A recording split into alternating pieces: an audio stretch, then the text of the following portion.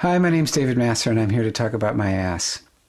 Tim Nelson's asked me to make this tape, and there's nothing I wouldn't do for Tim. Honestly, the subject of my rectum is not a difficult one for me. I'm the sort of person that can talk about that, talk about anything pretty openly, but doing it in front of a camera is a bit of a stretch for me. I'm more of a behind-the-camera kind of guy. But as I said, I'm here to, step up and do everything I can to support Tim's effort to get this subject out of the shadows and into a place where we can talk about it and hopefully save some lives. I don't have cancer myself, thank God, as far as I know. I have had some issues with ulcerative colitis, which I'll talk about in a moment.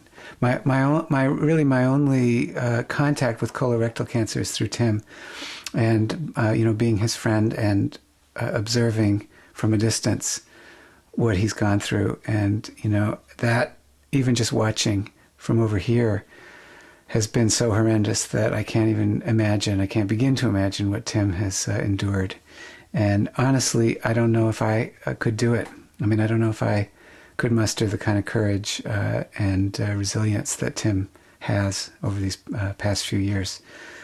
It is amazing to me.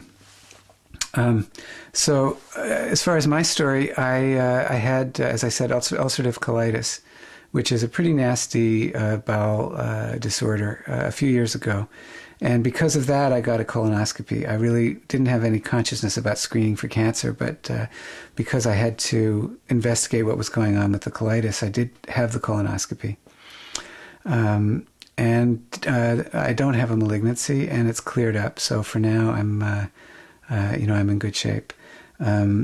I am overdue now for another screening, and interestingly enough, I found that it's not easy to persuade either my general practitioner or the specialist that he sent me to go ahead with it, because I have no symptoms and I'm not 50 yet.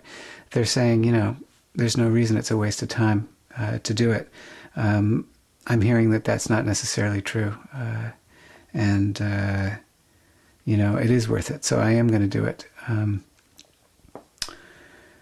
My experience with the colonoscopy, if anyone tells you it's pleasant, they're probably not telling you the truth, unless their experience is very different from mine. I really hated it, and on a physical level, it's really uncomfortable. But also, what's difficult for me is, I was completely conscious and awake and watching on a monitor this fiber optic image of the crevices and corners and otherwise dark shadows of my colon, and that's sort of a cosmically intense experience, because that's an area that I think a lot of stuff is hiding. I mean, it's not just physically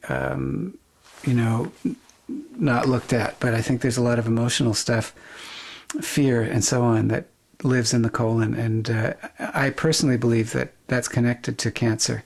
When we can't sort of accept and look at and face what lives in the deepest shadows of our being.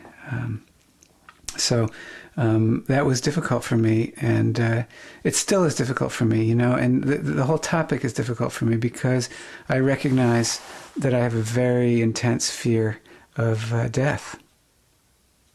I wasn't going to make any edits in this tape. I wanted to do it in one piece, but I got to rambling there a little bit, so I think I'll just go ahead and cut to the chase. I just want to say, Tim, that you're an inspiration to me. I salute you, and I support you 100% in this effort of yours. I want to encourage anybody out there who has a story, especially if you're reluctant to talk about it, share it and help change the rules about what we can talk about and bring this deadly disease out of the shadows, and also just get screened, everybody. It's not that difficult, and it can save your life. Thanks.